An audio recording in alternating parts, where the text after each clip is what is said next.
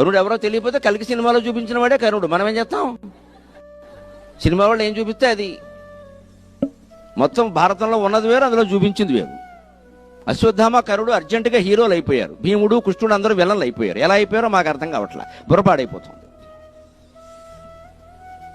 పైగా చాలా భారతం చదివితే అర్థమవుతుంది. కర్ణుడినే అశ్వత్థామ కాపాడాడు. అశ్వత్థామను కరుడు ఎప్పుడు ఒక్కసారి కూడా కాపాడలేదు. ఆ అవసరం లేదు. అశ్వత్థామ మహావీరుడు. ఇక్కడేమో ఆచార్యపుత్ర ఆలస్యమైనదా అంటూ పెట్టారు డైలాగ్. ఎక్కడి నుంచి వచ్చింది తెలియదు. మనకి ఏది కావాలంటే అది పెట్టేయడమే. ఓ 1000 రూపాయలు ఎక్కువ ఇస్తే డైలాగ్ రాసి కూడా రాసేస్తాడు కదా. కరుడు ఎవరో తెలియకపోతే కలికి సినిమాలో చూపించిన వాడే కరుడు. మనం ఏం చేస్తాం? సినిమా వాళ్ళు ఏం చూపిస్తే అది. మొత్తం భారతంలో ఉన్నది వేరు, అందులో చూపించింది వేరు. అశ్వత్థామ కరుడు అర్జెంటుగా హీరోలు అయిపోయారు. భీముడు కృష్ణుడు అందరూ విలన్లు అయిపోయారు. ఎలా అయిపోయారో మాకు అర్థం కావట్లా. బుర్రపాడైపోతుంది. పైగా చాలా భారతం చదివితే అర్థమవుతుంది. కర్ణుడినే అశ్వత్థామ కాపాడాడు. అశ్వత్థామను కరుడు ఎప్పుడు ఒక్కసారి కూడా కాపాడలేదు. ఆ అవసరం లేదు. అశ్వత్థామ మహావీరుడు. ఇక్కడేమో ఆచార్యపుత్ర ఆలస్యమైనదా అంటూ పెట్టారు డైలాగ్. ఎక్కడి నుంచి వచ్చింది తెలియదు. మనకి ఏది కావాలంటే అది పెట్టేయడమే.